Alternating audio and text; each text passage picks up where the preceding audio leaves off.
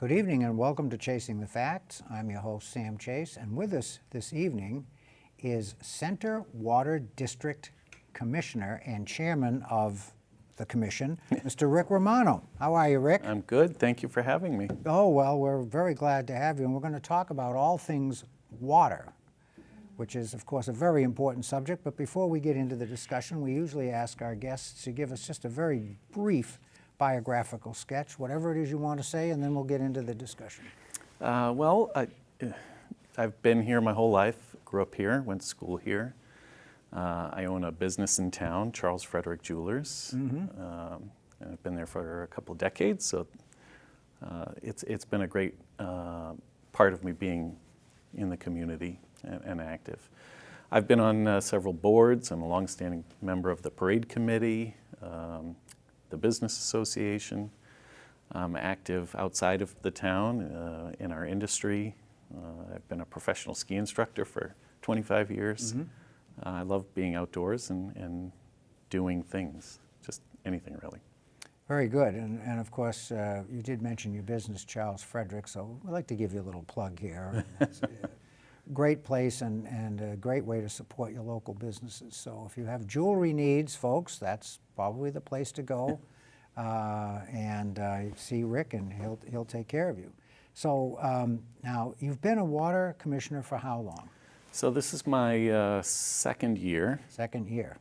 And they made you chair already? Well, you know what happens is we had three members, board members that were in place for a long time.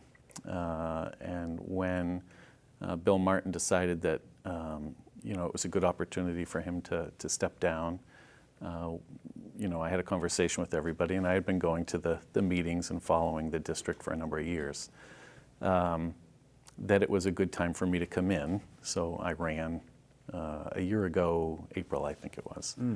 And then about a year after, Ron Wetmore decided that it was time for him to step down because he spends a lot of time in Florida in the winter, and Mark Gibbs became a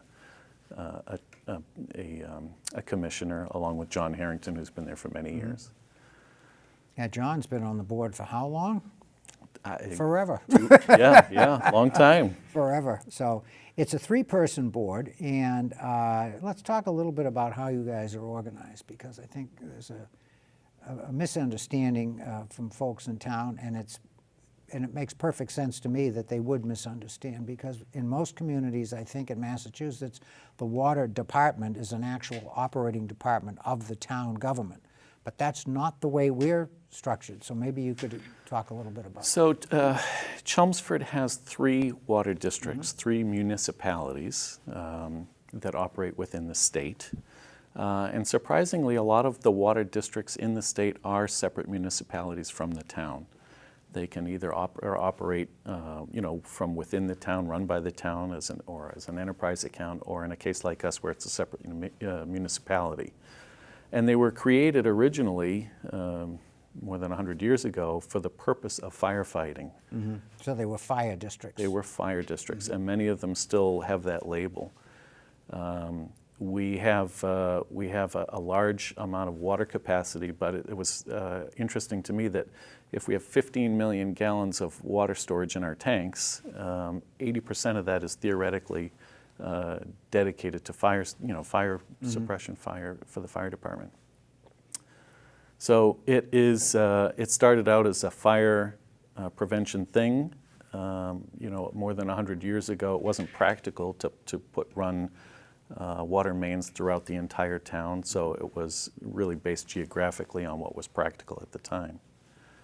Right, and back 100 years ago or even more, I mean, it was a much slower world, and we didn't have the transportation systems in place, and things were more localized in those areas, so it made perfect sense. I want to just double back on something you said. Maybe we can flesh this out a little bit more. So you referred to the water districts as municipalities, and the reason that Rick said that is because that's the way they are structured under state law. They operate like towns. Yes. Or cities. So maybe we can talk a little bit more about that. So for example, if you want to be a water commissioner, you actually have to run for election. Correct. But the election is only applicable to the particular water district. So the reason you don't see the water commissioner election on our town ballot is because the town election serves all the residents of Chelmsford. But whereas we have 3 distinct water districts, 3 municipalities, we hold a separate election using the same voter rolls Exactly. and the whole business. Yeah, and typically you get small turnout at those unless there is a particular issue. Correct. Because people are just, you know, again, it's not part of the whole town news cycle, if you will, and people just aren't aware unless they really are paying close attention to what's going on. Yeah, it's people who are aware and passionate about their water. In a non-presidential election year, local, the turnout for Chelmsford residents is probably far lower than a presidential election year, especially like what we just had. We had a 75% turnout this last election. Which that has to be close to a record. I don't think it's ever topped 80. Okay, so that's about right. But for a town election, where you only have town-wide offices, it's actually gotten much worse over the last 5 or 6 years. I mean, 15, 20 years ago, you could count on 20, 21, 22%, which is still bad. Right. Okay, but now it's down, you're seeing, 11, 12, and 13%, unless there is an override or a debt exclusion. That'll bring the numbers up. It'll bring the numbers up. Right. But so the point, I guess, that we're both making here is that the water district is a separate legal entity from the town, but it's structured, the way it operates under the statutes, it's structured the way a town is structured. Correct. And the same types of rules and so forth apply.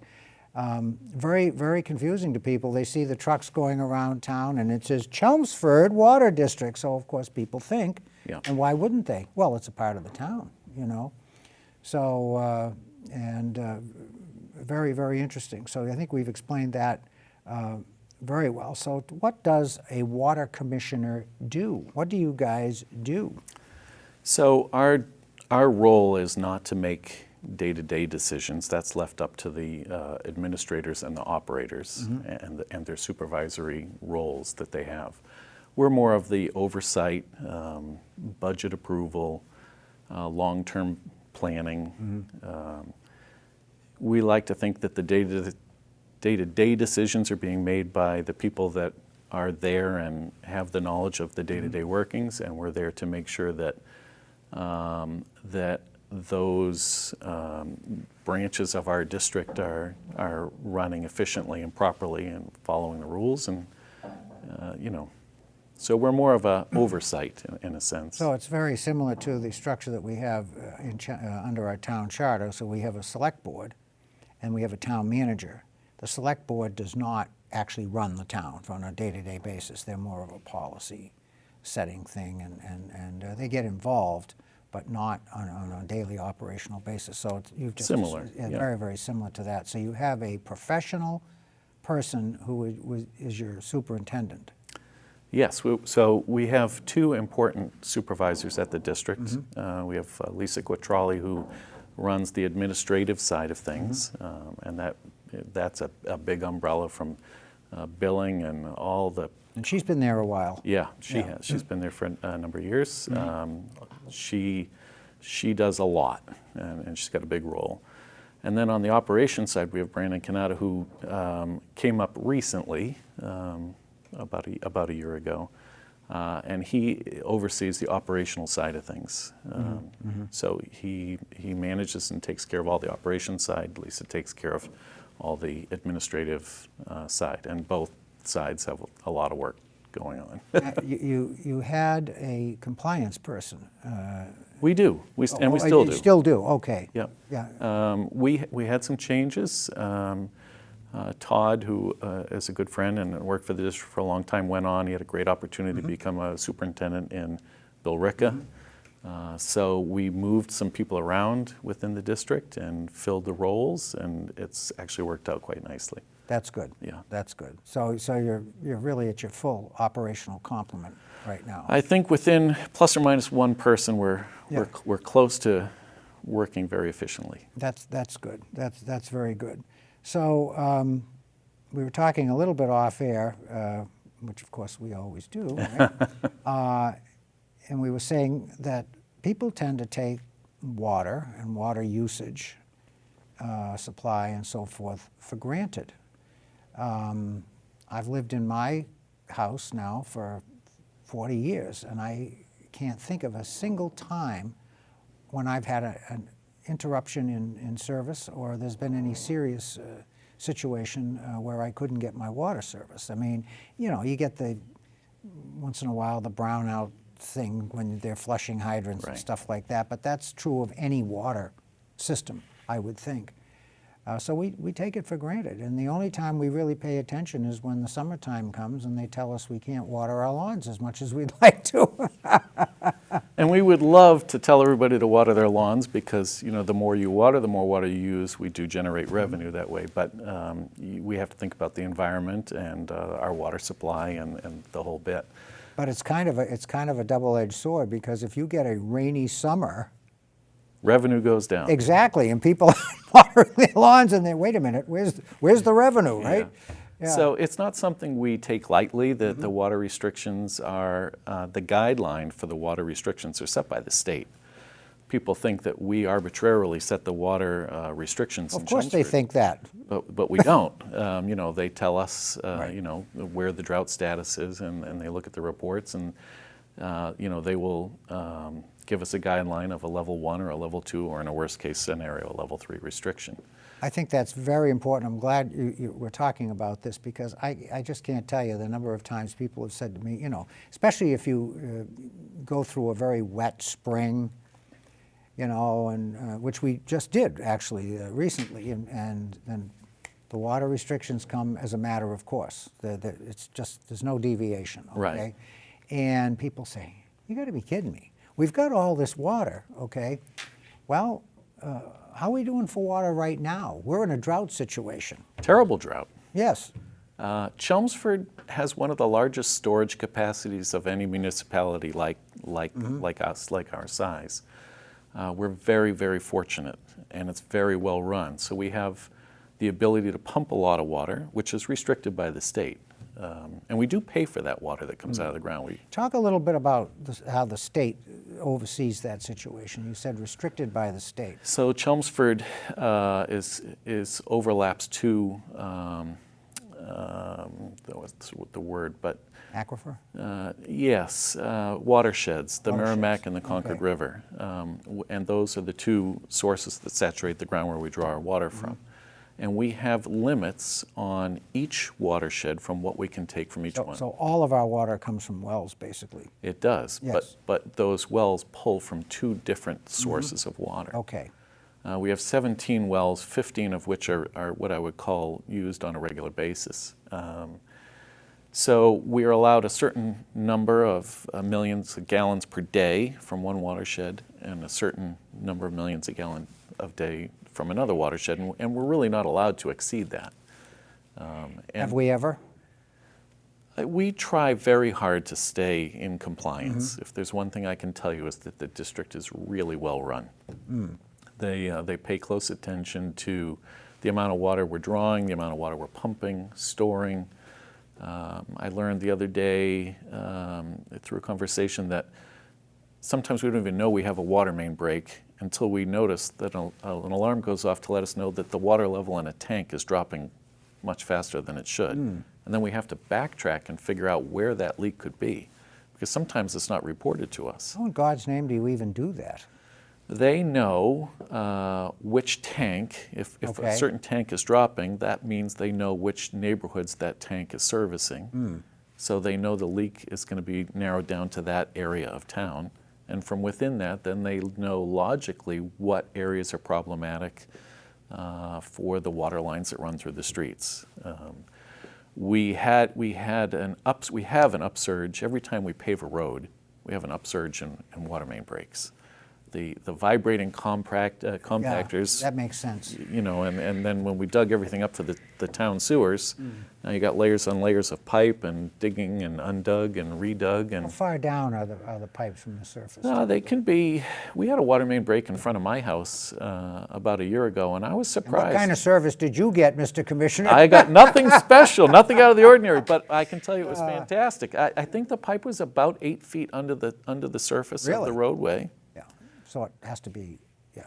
But the water, when the water main broke, you could walk on the street and it would move like a waterbed. It was amazing how much water you can lose. Some water main, I visited a water main break not far from my house in a similar time period, and I think they said they lost 1 million gallons of water in less than 2 hours. My God. It ran down the street like a river. I mean, that's 20% of your daily capacity. It can be. Yeah, that's it's a unbelievable. lot of water.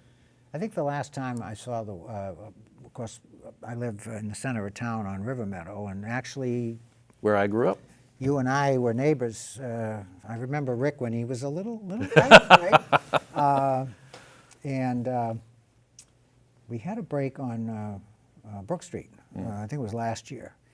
And that was, I think, pretty serious. And I remember going down and talking to the guys that were working on it.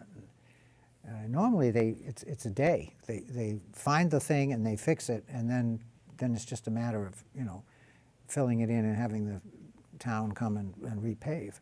But for some reason, this thing went on for like 3 or 4 days. I mean, they fixed the break right away.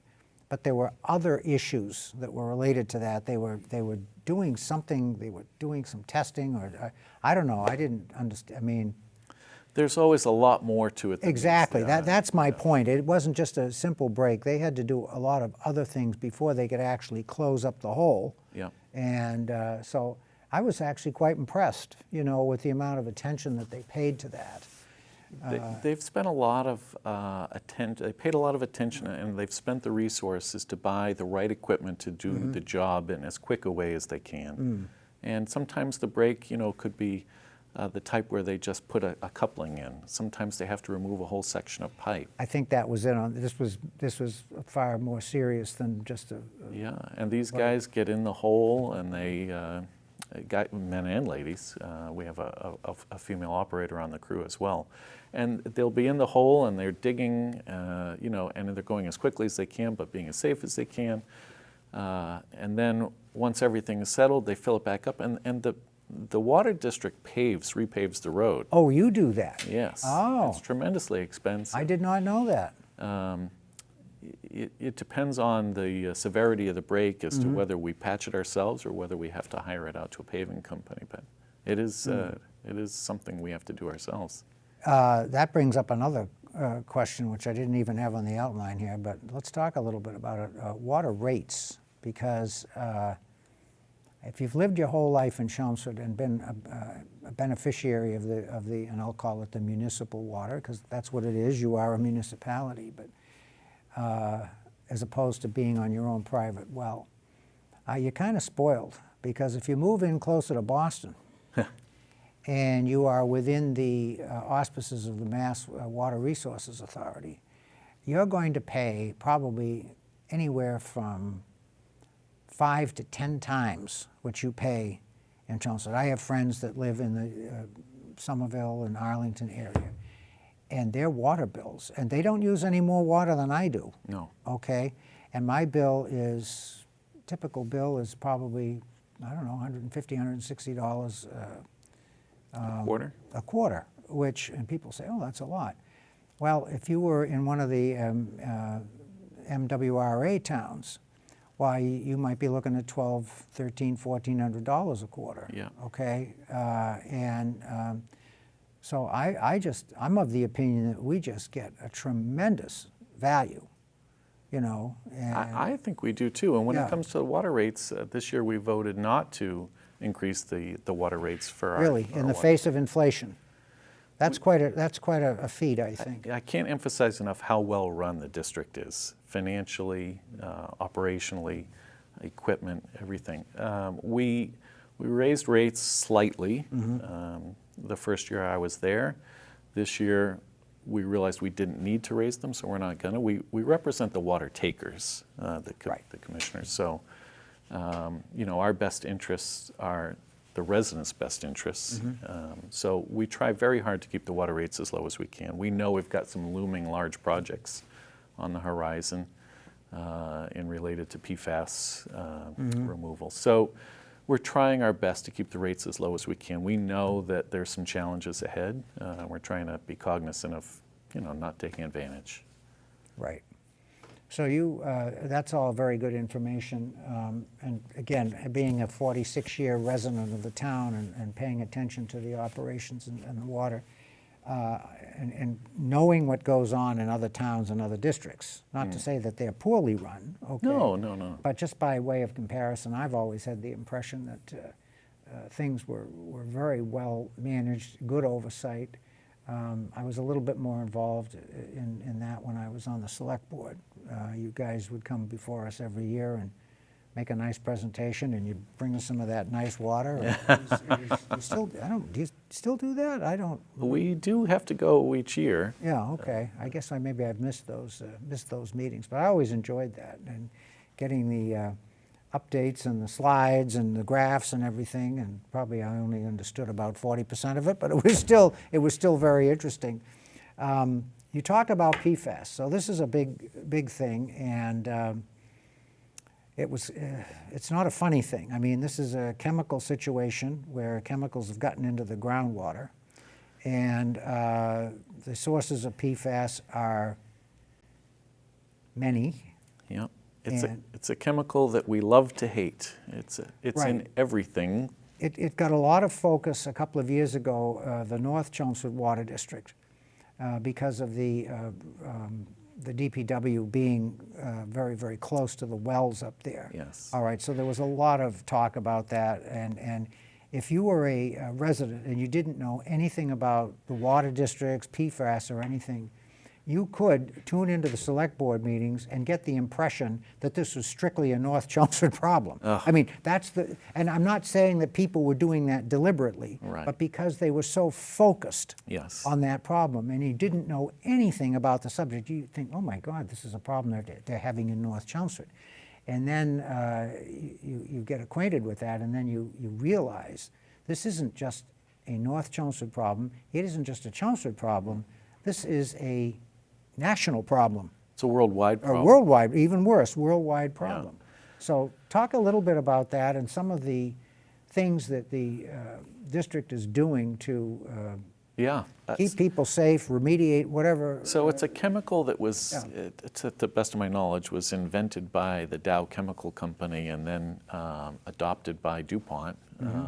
It is that magic ingredient that makes your carpet stain resistant, your raincoats water repellent, your nonstick pans, your Teflon pans. And a lot of the firefighter equipment. Firefighting equipment right. is full of it. Right. That's a big issue for them right now. Your dental floss has PFAS in it. Everything is, in our world that we love and use on a day-to-day basis is probably in some way or form affected by PFAS. It's a chemical that just doesn't break down, which is why they call it a forever chemical. You can find it in the heart of a polar bear. It is literally everywhere. It's in all of us. And is it classified as a carcinogen? It's a cancer-causing carcinogen. And there have been big class action lawsuits, and the Chelmsford Water District was one of the early signers onto the class action lawsuit. And we hopefully will see some money come back to us for the remediation. But the reality is people are hesitant to give up the products they love. How are you going to make a waterproof jacket without PFAS soaked? I'm sure they're working on it, but I'm sure they are. Until that time comes, you're stuck with the current So technology. we have the problem. Yeah. There are solutions, and we are building 2 PFAS treatment plants for the town. We have 2 separate zones, 2 high-pressure zone and a low-pressure zone in Chelmsford, both of which would seem high to most people. So we're going to put a PFAS treatment plant next to our River Neck treatment plant, and we're going to put a PFAS treatment plant next to our Crooked Spring treatment plant. Both of which, and the PFAS has been here. Forever. Right. Well, it's been 50 years. Right. But what's happened is as they learn how big of a problem PFAS is, the EPA and the DP, they keep lowering the acceptable limits. So all of a sudden we went Which from would be expressed in parts per million. parts per billion. Or even worse, or actually better. And it Parts could per go, billion. and it could get, and it likely Yeah. get finer. But we were in compliance for many years, well under the limit, but the limits keep getting lower. We are still vast majority of the time under the thresholds, but we know those thresholds are going to be lowering. We know the dates they're going to be lowering, so we've been under pressure to build these plants.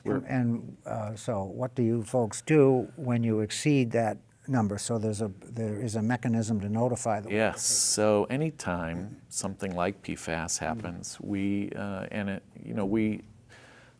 report those numbers over a quarter so that any highs or lows are averaged out. And it happened last year, we had to send a letter out to all our water takers to let them know that we had exceeded, and believe me, it was actually very slightly exceeded. I remember the letter, yes, it was very slight. But we are required to notify the water takers that of the situation and what we're planning on doing to fix it.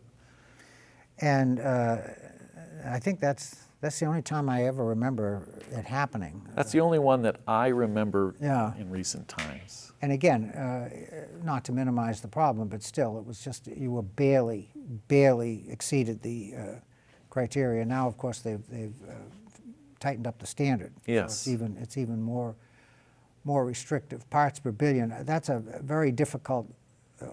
What was it? 20 parts per billion? Correct. Yeah, that's a very difficult thing for the average mind to comprehend.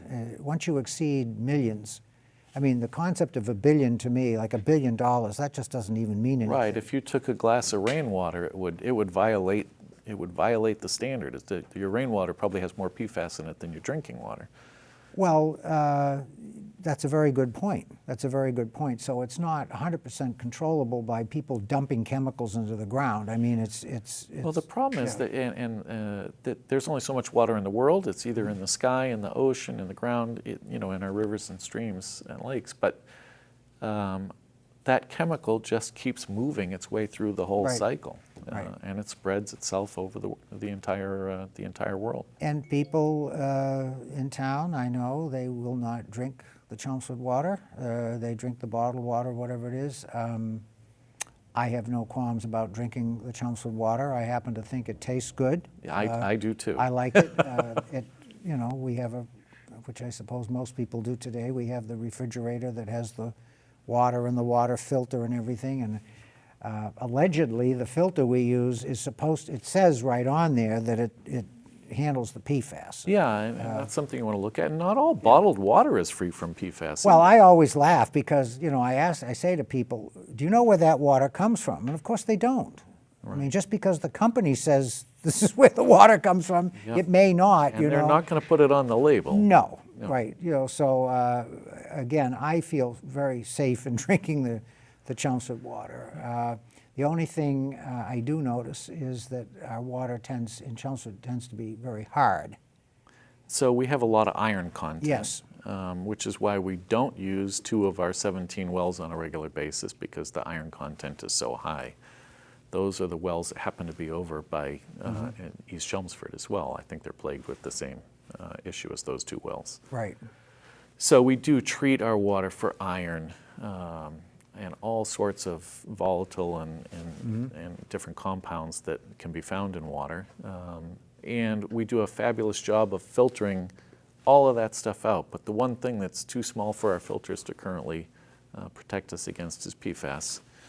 So there's multiple ways to filter for it. We are putting in an activated carbon filter. Great. It's quite a fascinating thing, stacks and stacks of it, and it soaks up the PFAS. And it's going to cost money, so we have to be aware of that. But I think that's something that most people would not have an argument with Rick. We're out of time. Oh, I told you it would go fast. Goes it to We're going to go have to fast. have you back and continue this conversation. So thank you very much for being on the show. You're welcome. We'll talk to you soon. Thanks for having me.